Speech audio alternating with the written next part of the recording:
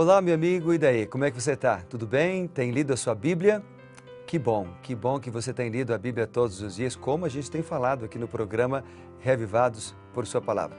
Não tem lido ainda? Olha, não deixe de tomar a iniciativa de ler a Bíblia todos os dias, porque a palavra de Deus, como o próprio nome diz, a Bíblia é a voz de Deus falando ao nosso coração. Então aqui na TV Novo Tempo tem vários programas legais, bons programas com pastores que transmitem a palavra de Deus. Você tem o pastor Arilton, o pastor Luiz Gonçalves, o pastor Ivan Saraiva e outros pastores que apresentam a palavra. Mas você não pode se contentar só com esses programas, por melhores que possam eles ser. Você precisa ter o teu momento com Deus, para ouvir a voz de Deus, para escutar a voz do Senhor, porque Deus fala com a gente, amigo, de duas formas. Deus fala com a gente através da Bíblia, não é? Que é a sua carta de amor para cada um de nós, mas também Deus fala conosco através da voz da consciência. Então Deus fala conosco quando a gente tem assim uma ligação íntima com Ele, quando a gente aprendeu a conviver, a andar com Deus, então a gente começa a detectar a voz do Senhor falando ao nosso coração. Você sabe que nós precisamos buscar a Deus de manhã, bem cedinho, mas a gente precisa desenvolver o hábito de andar ao longo do dia com Deus. Enquanto andamos nas ruas, enquanto realizamos uma transação comercial, enquanto fazemos uma ligação, enquanto vamos comprar alguma coisa, enquanto vamos vender algo, enquanto estamos realizando o nosso trabalho para o patrão ou enquanto estamos coordenando o serviço dos funcionários, nós podemos falar com Deus.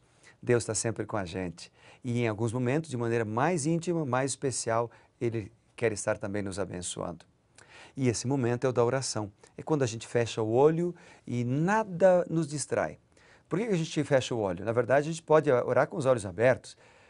Na verdade, os profetas, os povos do Antigo Testamento, dos tempos bíblicos, muitos deles, a maioria, oravam com os olhos abertos, olhando para o céu, para o alto, estendendo as mãos para o céu, inclusive. Mas fechar os olhos é uma atitude que impede a gente de olhar para outras coisas e a gente fixa o pensamento no Senhor. Vamos fazer isso agora? Querido Pai, fixamos nossa mente e nosso pensamento em Ti, para ouvir agora a Tua voz através da Tua palavra. Então fala com a gente. Em Teu nome oramos. Amém. Muito bem, vamos seguindo então o estudo da palavra de Deus. Hoje estamos na sequência lendo Ezequiel capítulo 9. Ezequiel capítulo 9. E o capítulo aqui, ele fala de diversos assuntos diferentes. Por exemplo, ele tem uma visão que mostra a preservação de um remanescente, mas também fala da destruição dos ímpios, né? Dos que haviam se afastado do Senhor. E também há uma orientação que mostra que não adianta suplicar em favor daqueles que não querem receber as bênçãos, ou seja, aqueles cuja a porta da graça já foi fechada. Então vamos dar uma olhada dos versos 1 até o verso 11. Veja ali, Ezequiel 9. Então ouvi que gritava em alta voz, dizendo: Chegai-vos, vós executores da cidade, cada um com sua arma destruidora na mão. Eis que vinham 6 homens a caminho da porta superior, que olha para o norte, cada um com sua arma esmagadora, e entre eles certo homem vestido de linho com um estojo de escrever à cintura. Entraram e se puseram junto ao altar de bronze. Na sequência, a glória de Deus, do Deus de Israel, se levantou do querubim, o qual estava indo até a entrada da casa. E o Senhor clamou ao homem vestido de linho, que tinha o estojo de escrever à cintura. Ele disse: passa pelo meio da cidade, passa pelo meio de Jerusalém, e marca com um sinal a testa dos homens, que suspiram e gemem por causa de todas as abominações que se cometem no meio dela.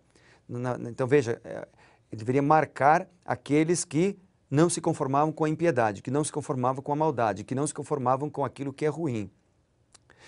Aos outros disse, ouvindo eu, passai pela cidade após ele, e sem que os vossos olhos poupem, e sem que vos compadeçais, matai. Matai os velhos, os moços, as virgens, as crianças, as mulheres, até exterminá-los.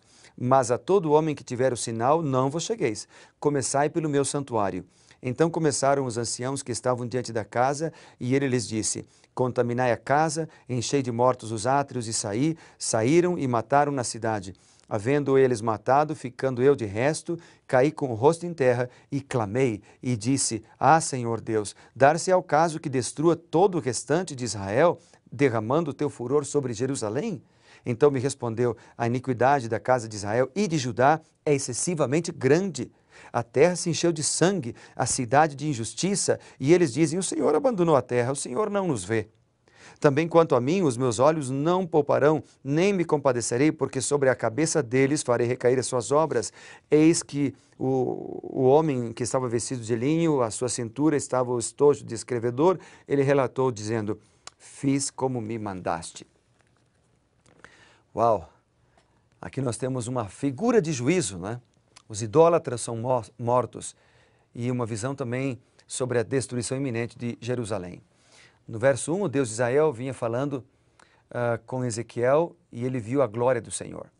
Agora o profeta deveria anunciar a destruição aos pecadores, aqueles infiéis, maus, idólatras, que haviam se afastado do Senhor.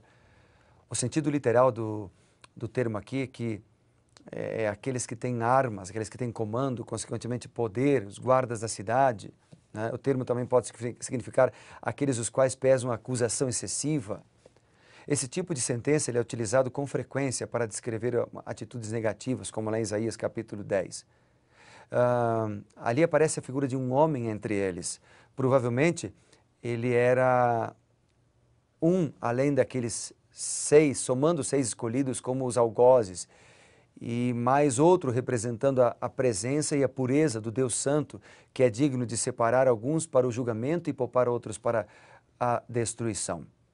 Depois no versículo 3 fala da glória do Deus de Israel que se levantou do querubim que estava ali. A gente não sabe muito bem ao certo se o querubim nesse trecho tem a ver com os querubins da Arca do Concerto, que estavam no lugar santíssimo, ou com os querubins sobre as rodas, aquelas rodas móveis que Ezequiel viu lá no capítulo, que é mencionado no capítulo 10 e no 1 também é mencionado. De qualquer maneira, o trecho descreve a glória de Deus abandonando o templo. Depois, partindo de Jerusalém e em seguida partindo de Judá. Né? Desde o capítulo 9 até o 11 vem falando sobre isto.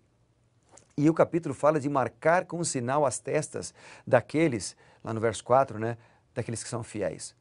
Sabe que o verbo traduzido como marcar aqui corresponde à letra do alfabeto hebraico, que no tempo de Ezequiel se assemelhava a um X.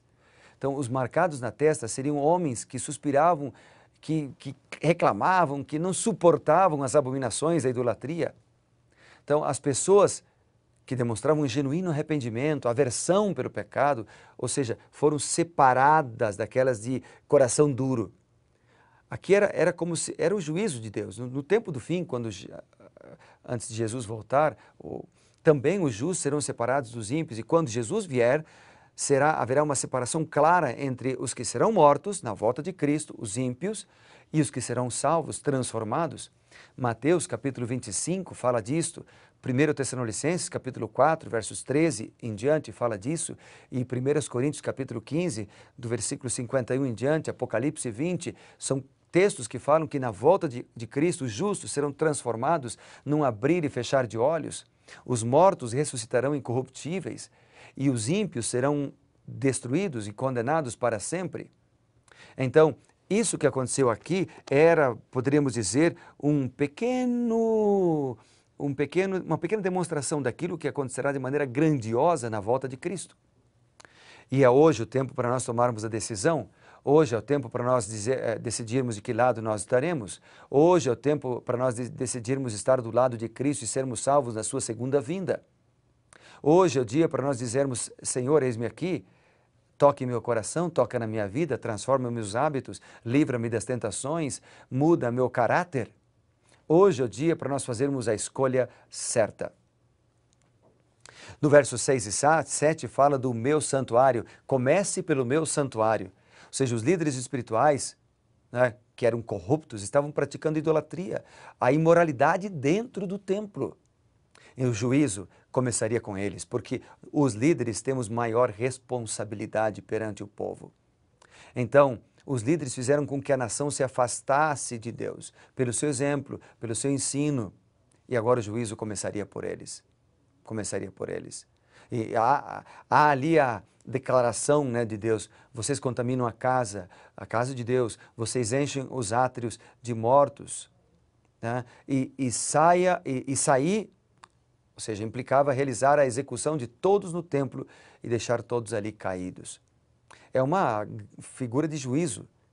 Claro que isso foi realizado por Deus, por um Deus que conhecia o coração de todos que estavam ali, conhecia o futuro, conhecia o presente, e Ele é capaz, somente Ele, de aplicar o juízo. Nós não somos autorizados em momento algum, como seres humanos, para aplicar ou fazer justiça com as nossas próprias mãos. É Deus quem realiza o juízo no momento certo, da maneira certa, com as pessoas certas. Cabe a nós sermos fiéis ao Senhor. Na sequência, você percebe no verso 11, por exemplo, que há aqui uma declaração do profeta quando ele diz o seguinte, ele diz assim: eis que o homem que estava vestido de linho, cuja cintura estava o estojo de escrever, o escrevedor, ele relatou dizendo: fiz como me mandaste. O relatório de julgamento foi levado a Deus por um homem que estava vestido de linho, em cuja cinta estava o tinteiro. Isso também está lá nos versos 3 e 4. Que surge como um justo prestador de contas, ou seja, fiz como me mandaste. O remanescente é um povo que reconhece sua necessidade. Eles são um povo submisso em busca do Senhor de todo o coração. E também, como este homem vestido de linho, devem dizer: Senhor, eu me rendo em tuas mãos, eu quero cumprir as suas ordens e fazer tudo o que o Senhor me mandou.